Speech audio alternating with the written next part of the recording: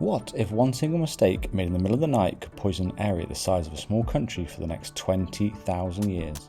I'm Scott, and welcome to Discovery Reel. In the early hours of April 26, 1986, at the Chernobyl nuclear power plant in Soviet Ukraine, engineers were running a routine safety test. Within minutes, that test would trigger the worst nuclear disaster in human history. Reactor Number 4 was a Soviet-designed RBMK reactor, a design with a critical, largely hidden flaw. Under certain lower power conditions, instead of slowing the nuclear reaction down, an emergency shutdown could actually cause power to spike instead. The test that night was designed to check whether the plant's turbines could power emergency systems during a power failure. But as operators worked through the procedure, reactor power dropped far lower than intended, and in trying to correct it, they inadvertently created the exact unstable conditions the reactor floor design could not handle. At 1:23 am, power output surged uncontrollably. Estimates suggest it spiked to roughly 100 times the reactor's normal operating level in a matter of seconds. The fuel rods overheated catastrophically, and steam pressure built far beyond what the reactor could contain. Two explosions tore through the reactor within seconds of each other, blowing a 1,000-ton concrete lid clean off the top of the reactor building and exposing the reactor core directly to the open air. The explosion ignited a graphite fire inside the exposed reactor core, sending a plume of intensely radioactive smoke and debris directly into the atmosphere, carrying radioactive material far higher and further than a contained accident ever could. Firefighters arrived within minutes, with no idea they were walking towards lethal radiation levels. Many of the first responders that night would later die from acute radiation sickness.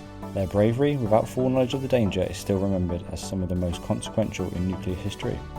Just 3 kilometers away at Pripyat, a purpose-built city of nearly 50,000 people, home to plant workers and their families. Remarkably, the evacuation order didn't come until 36 hours after the explosion. Residents continued daily life, unknowingly exposed, while the reactor burned. When the evacuation finally came, residents were told to pack up for 3 days, bringing only essentials, believing they returned shortly. Pripyat remains frozen in time in the exact moment to this day, an entire city abandoned within hours.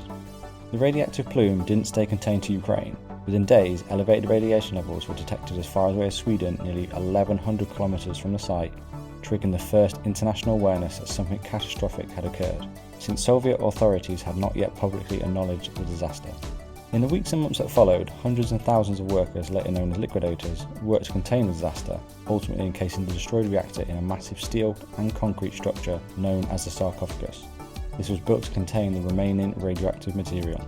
An exclusion zone spanning roughly 30 kilometers in every direction was established around the plant, an area considered too contaminated for permanent human habitation, and largely remained that way to this day. The exact human toll remains debated. Official Soviet figures listed just 31 direct deaths, though most independent scientific estimates suggest thousands of additional deaths from radiation-related illness in the following decades, particularly a sharp rise in thyroid cancer among children in the region. And yet, in the decades since, something unexpected has happened. With humans gone, wildlife returned in extraordinary numbers. Wolves, lynx and wild horses now roam freely through Pripyat's overgrown streets, one of the strangest silver linings in modern history. In 2016, a massive new structure, the new safe confinement, was moved into place on top of the original crumbling sarcophagus. This was designed to safely contain the site for at least the next 100 years while decommissioning work continues. Chernobyl remains a haunting reminder of how a single sequence of decisions made in dark hours of one night can alter a landscape and thousands of lives for generations to come. Scientists estimate the exclusion zone around Chernobyl may not be fully safe for permanent human habitation again for another 20,000 years.